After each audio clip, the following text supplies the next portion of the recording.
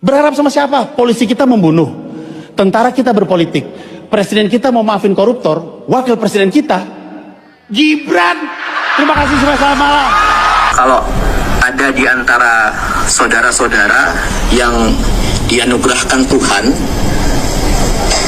punya pengaruh, entah itu kecil atau besar, dan punya kemampuan untuk berbicara panjang lebar, gunakanlah dengan bijak. Bukan sebaliknya, memperumit. Sampaikan pernyataan dan pertanyaan yang bijak. Jangan menggiring-giring seolah pemerintah tidak kerja. Jadi kalau itu adalah seskap kita, Sekretaris Kabinet Teddy Indra Wijaya. Wapres Gibran lagi dibully gara-gara ngomong nggak ada visi misi wakil presiden. Kan tidak ada yang namanya visi misi wapres, program wapres. Yang ada visi misi presiden dan program presiden. Saya melabeli diri saya sebagai pembantu presiden.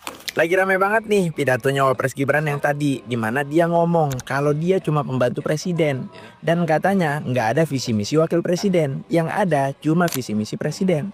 Langsung dibully habis-habisan di kolom komentar sama orang yang dari awal memang gak suka sama Gibran ini. Pertanyaannya, ini salah atau justru sesuai konstitusi gak sih? Mari kita bahas.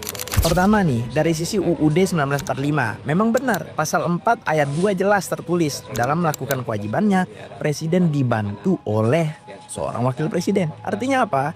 Artinya memang pemegang kekuasaan pemerintahan itu presiden, bukan wapres. Jadi kalau wapres bilang saya cuma pembantu presiden, itu ada dasar hukumnya. Kedua nih, soal nggak ada visi misi wapres. Maksudnya begini, secara sistem, program pemerintahan itu satu paket, wapres dan presiden, atau presiden dan wapres. Bukan wapres sendiri atau wapres bikin agenda sendiri. Kalau wapres bikin visi misi sendiri, itu malah rawan jadi matahari kembar dan bikin pemerintahan gaduh kayak yang udah pernah terjadi. Tapi yang ketiga, ini yang harus jujur juga, bahwa bukan berarti wapres nggak boleh punya arah kerja. Wapres itu harus tetap punya tugas bidang tertentu, target kerja dan hasil yang bisa dievaluasi oleh publik. Karena wapres juga dipilih oleh rakyat, bukan ditunjuk kayak staf biasa atau kayak menteri. Dan memang pernyataan Gibran ini ramai diberitakan. Beliau menegaskan nggak ada program atau visi misi wapres, hanya ada visi misi presiden. Jadi intinya secara konstitusi benar wakil presiden itu pembantu dan membantu presiden. Tapi secara kepemimpinan publik, wapres tetap harus terlihat punya portofolio kerja yang cukup jelas. Tapi sejauh ini gimana menurut kalian dengan kinerja wakil presiden? Coba komentar di bawah dan jangan lupa follow.